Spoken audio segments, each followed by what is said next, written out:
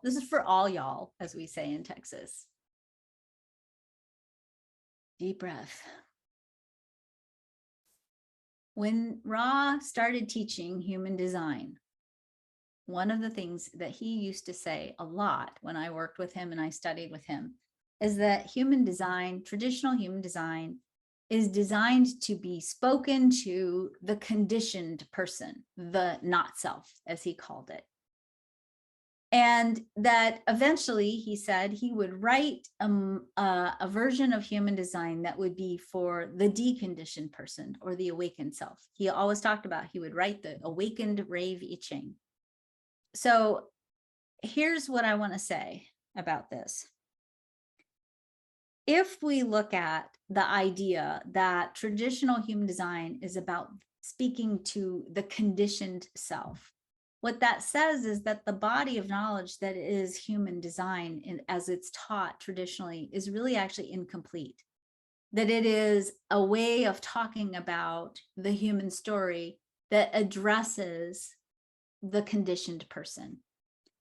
Built into that story is the idea of waiting. And really every type has to wait in traditional human design. The initiators have to wait, right, for that internal alignment.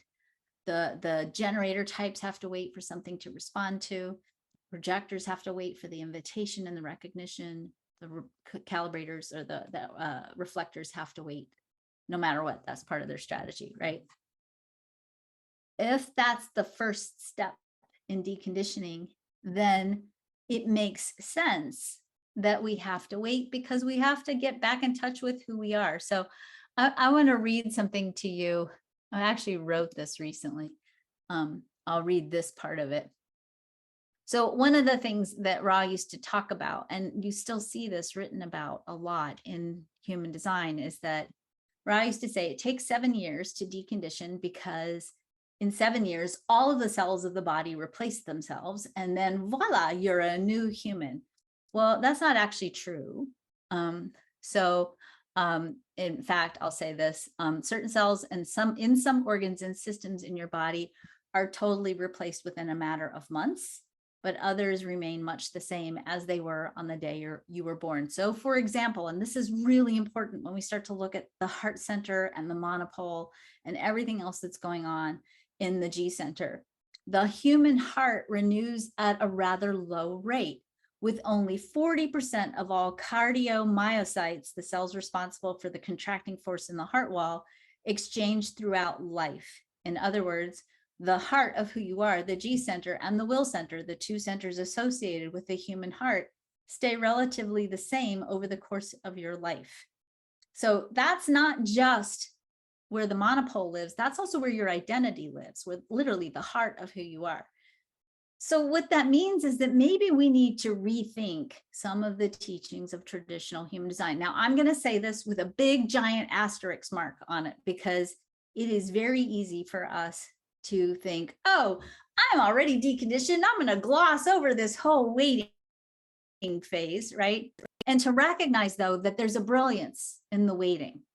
There's a really big, delicious, generous brilliance in the waiting. And that brilliance is that we all probably at the beginning of our human design journey need to push pause, because most of us in the beginning of this journey are probably way over here living out some conditioned narrative about who we are, who we should be, who we need to be. Even if we've been on a spiritual path, sometimes there's an insidious quality to that story that leaks into everything, right? If I'm a good spiritual person, then I'll make tons of money because that'll be evidence of how good I am as a spiritual person, right? That's an interesting part of how our narrative works. That pause button, that stop button is essential, especially for projectors, to get us to stop doing things, to stop moving, to rest, renew, regenerate, heal the body, and heal, I believe, personally, our sense of lovability and our sense of value. That when we can push pause long enough, we can also not only heal those parts of ourselves, we can reconnect with our innate inner wisdom. We are not designed to be bopping around on the planet like pinballs in a pinball machine, hoping something's going to kick us off into another cycle. In fact, that's probably how many of us have been living before human design. We are designed to collaborate and co-create and consciously direct the stream of cosmic creativity. But we can't do that from a conditioned place.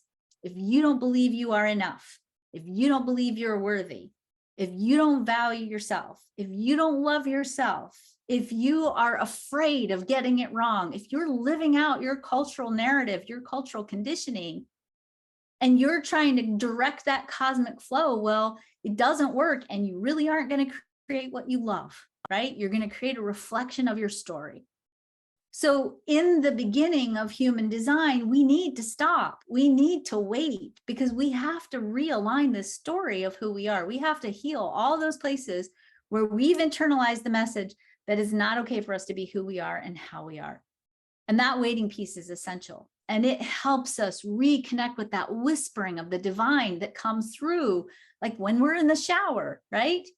When we're in the shower and all of a sudden you're like, oh, that's not my crazy head. That's God talking. I got to go do that. We know that difference. There's a difference in the cadence between that level of inspiration and direction versus your mind going, oh my God, I need to make $1,000. What can I do to make $1,000? I know I'm going to go sell collagen. I know I'm going to go do it. It's like that part's not what we need to be following. But the part that says, rest, I got you. Or the part that says, you know that book you were going to write? It's time. Or that voice that says, you need to follow the calling of your soul. Those still quiet things that drop in when we move all the noise out of the way because we've waited and we've stopped and we've healed and we've realigned and we've told a better story. We have to get to that point.